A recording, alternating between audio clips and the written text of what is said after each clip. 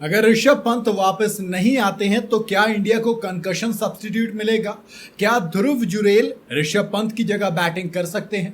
ICC का नियम क्या कहता है इस बारे में चलिए आपको बताता हूं।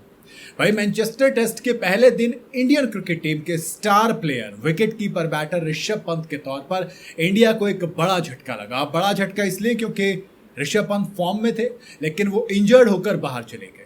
क्रिस वॉक्स की यॉर्कर बॉल पर वो रिवर्स स्वीप खेलना चाह रहे थे और बॉल सीधा आकर लगी पैर पे।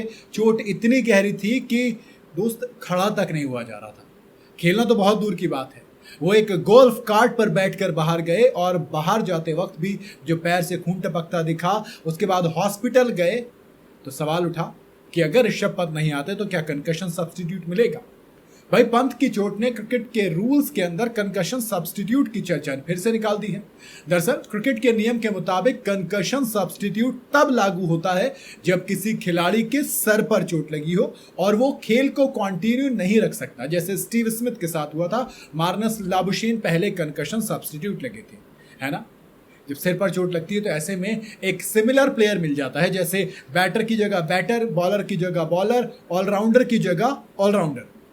मिसाल के तौर पर अगर ऋषभ पंत के सर पर चोट लगती तो इंडिया को ध्रुव जुरेल जैसे प्लेयर को कंकशन सब्स्टिट्यूट यानी कि एक wicket keeper batter concussion substitute पर लेने का मौका मिल सकता था, जो बैटिंग और विकेट कीपिंग दोनों कर सकते थे। सवाल यह कि यहां पर मिलेगा?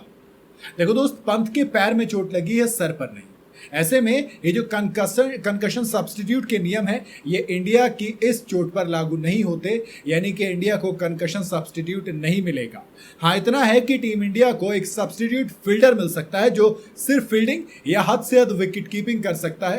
पहले तो ये भी नहीं होता था, पहले किसी प्लेयर को ही विकेट कीपिंग करनी पड़ती थी, लेकिन अब विकेट कीपिंग का ऑप्शन मिल जाता है। हालांकि ध्रुव जुरेल ना तो बॉलिंग कर पाएंगे ना ही बैटिंग कर पाएंगे, तो इसका मतलब ये हुआ कि अगर टीम इंडिया की तरफ ऋषभ पंत नहीं आते हैं तो बड़ा झटका आपको सिर्फ 10 प्लेयर के साथ खेलना पड़ेगा। हुआ कैसे ये बता देता हूं।